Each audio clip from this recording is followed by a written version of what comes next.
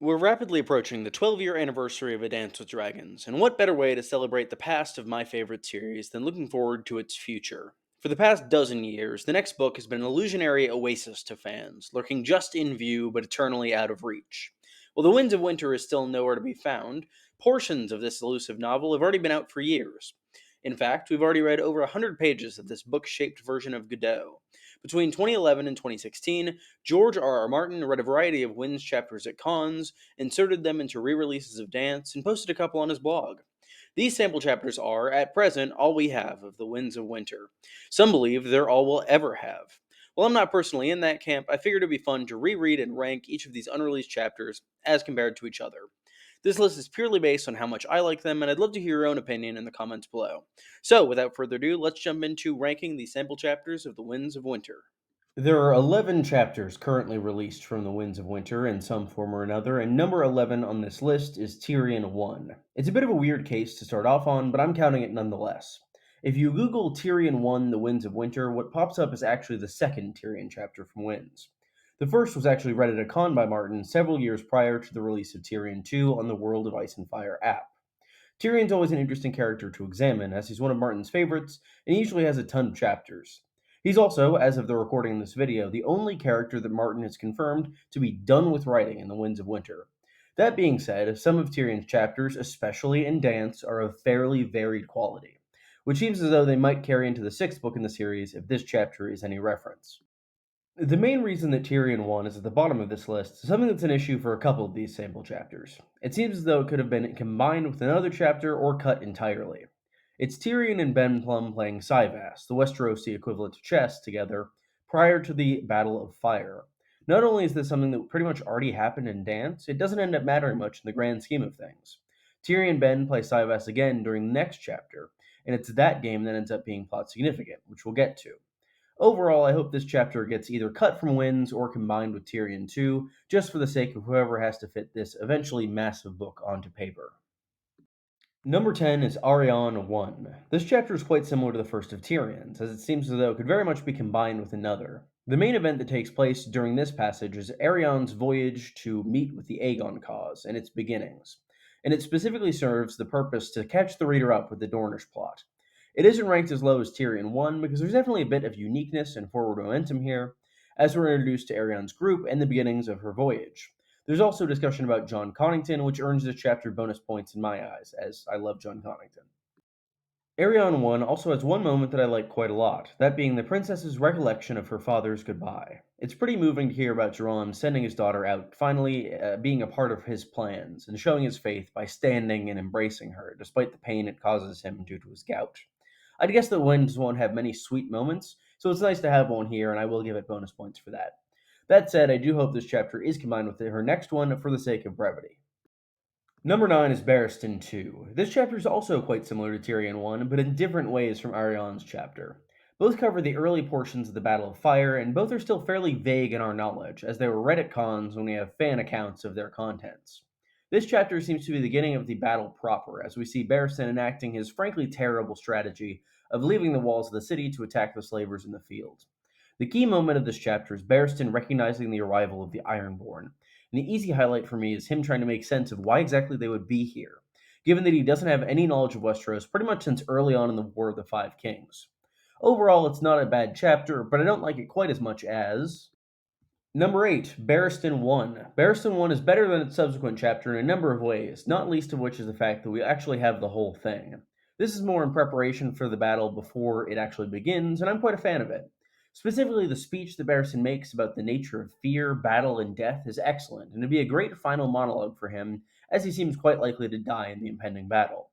Barristan also prays to the stranger during this passage, which is pretty unique as far as prayers of the followers of the Seven go. I do have two issues with this chapter, one of which is big, one of which is small. The small issue is the first little paragraph of this entire chapter, that being one that speaks of dead men flying through the air. While I think this most likely points towards the others gaining a dragon at some point, some have misappropriated this text as evidence for Quentin being alive and flying a dragon, which I do not believe at all. The bigger issue is similar to the other double chapters on this list, in that I think that Barristan's two chapters sounds like they could probably be condensed and combined to improve the efficiency of the book, which hopefully Martin has done in the intervening, I think, 7 or 8 years since this passage was released. It's also worth noting this is probably the sample chapter I've read the most, as it is the chapter that is in the back of my copy of A Dance with Dragons, which I finished rereading a couple months ago. Number 7 is Ariane 2, and I'm going to keep this one pretty brief. It's very similar to Ariane 1, but there's a lot more stuff actually happening. Ariane arrives at Griffin's Roost and meets with some of Aegon's men, most notably Halden Halfmaester. They inform her that the young king has taken Storm's End and send her to see him prior to the imminent battle with the forces of the Reach. Some have taken Halden's words as deception, thinking that Aegon is yet to take Storm's End, but I personally see no reason to disbelieve him at the present moment. Number 6 is Tyrion 2. This is the first Tyrion chapter I've actively liked since he departed the Shy Maid. It allows the reader to see inside the camp of the Second Sons and examine the internal politics that eventually lead the Sellsword Company to changing sides again in fighting for Daenerys.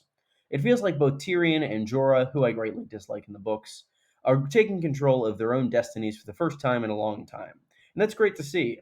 It also has an edge over many of the other sample chapters because the battle is actually started rather than just being the build-up. This could also be said for Barristan, too. Number 5 is Victarion. I'm going to be completely honest, this chapter might be higher than it should be. I just love Victarion. His point of view chapters have grown on me a lot over my rereads of Dance and Feast, and this one is no exception. It's the last of the Prelude to the Battle of Fire chapters, and it's the best among them for my money. Victarion goes over battle plans and then meets with Makoro, attempting to, probably unsuccessfully, bind the Dragonhorn to himself through the blood of 3 thralls. This chapter is a bit strange in terms of how we've received it. We have a video of George Martin reading it at a con, which I think is excellent. Honestly, I could listen to it all day. It feels like he's sitting there reading to us from a picture book about the stupidest pirate in all the world. The other half of this chapter is not recorded, but we do have pretty detailed notes on what goes on. Apparently, Victarion starts getting super weird around Dragonbinder, which has some interesting implications for the magical potential of this important artifact.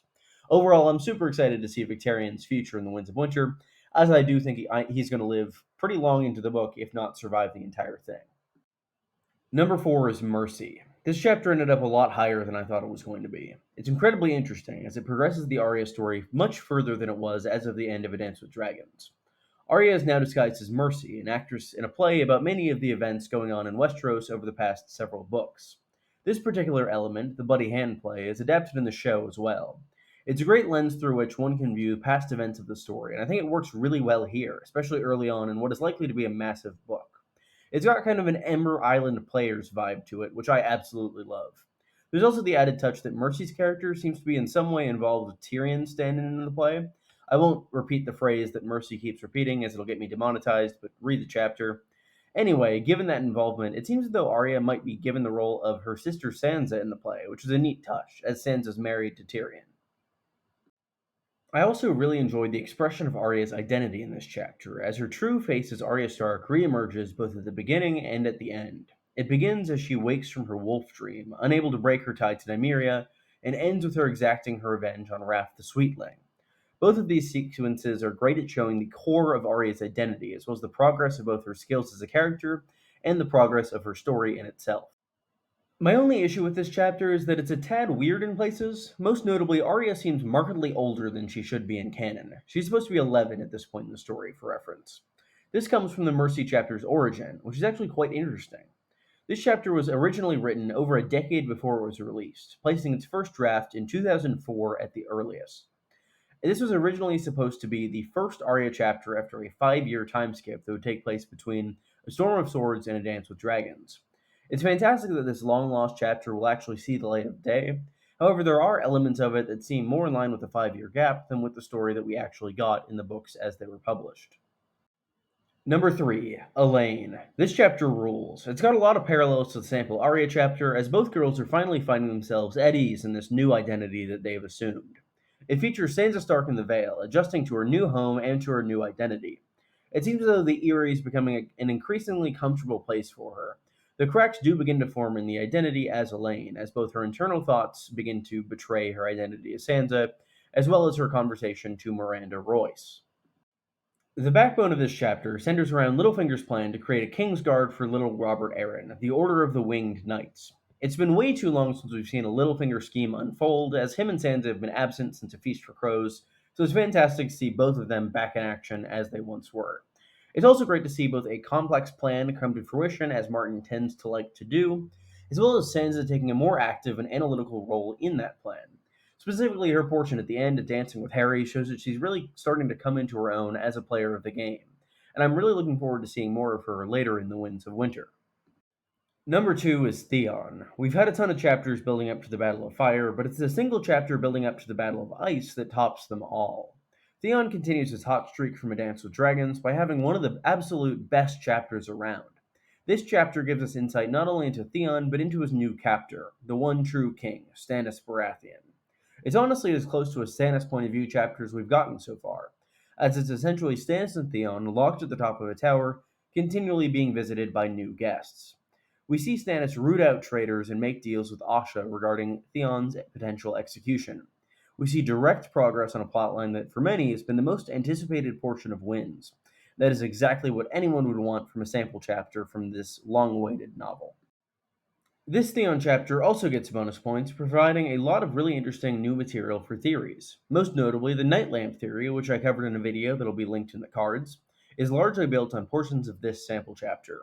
Overall, I absolutely love it, and I hope that it makes its way into the final book largely unchanged from its current state.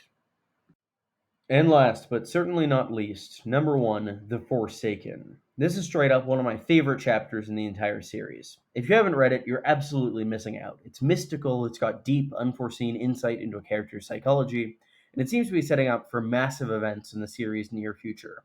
This chapter comes from Aeron Greyjoy's point of view, as he's a captive on his brother Euron's ship. At first, it seems as though it'll just be Aeron being carted around on the Silence for the entire chapter, brought along for the ride for Euron's conquest, until the chapter drastically shifts. The Crow's Eye forces Aeron to imbibe Shade of the Evening, a mystical drug that causes potentially prophetic hallucinations that we've seen earlier in the series in Daenerys' story. Within these hallucinations, the reader is exposed to all manner of cosmic horrors. It seems as though this is the first true glimpse of Euron's power given in the series, and it paints a dark portrait of the path that lies before both the Ironborn and the realm at large. This chapter honestly reminds me a lot of Daenerys 4, Clash of Kings, as Dany's visions at the House of the Undying have a very similar tone and potential importance to the series. I also think that this chapter has some of Martin's best prose throughout the entirety of all five books. If I were making a list of my top 10 chapters in the series, period, which would be an insane thing to do, the Forsaken chapter would absolutely be pretty high on that list, and I hope it makes it into wins, similar to the Theon sample chapter, fairly unchanged from its current iteration. So, this has been my ranking of all of the Winds of Winter sample chapters as they've currently been released. What do you think of my ranking? Do you agree, disagree? I'd love to hear your thoughts in the comments below. Let me know what your favorite sample chapter from the Winds of Winter is, or your favorite chapter in general. I'd love to hear that as well. If you enjoyed this video, be sure to leave a like and subscribe. It really helps me grow the channel. And I'll be back with more Winds of Winter or A Song of Ice and Fire content next week. I'm hoping for big things this summer. I've got a lot more time on my hands as my summer job is a bit more relaxed than my typical job is. And yeah, it'll be fun to make more content for you guys. So thank you all for watching, and I hope to see you in the near future. Goodbye.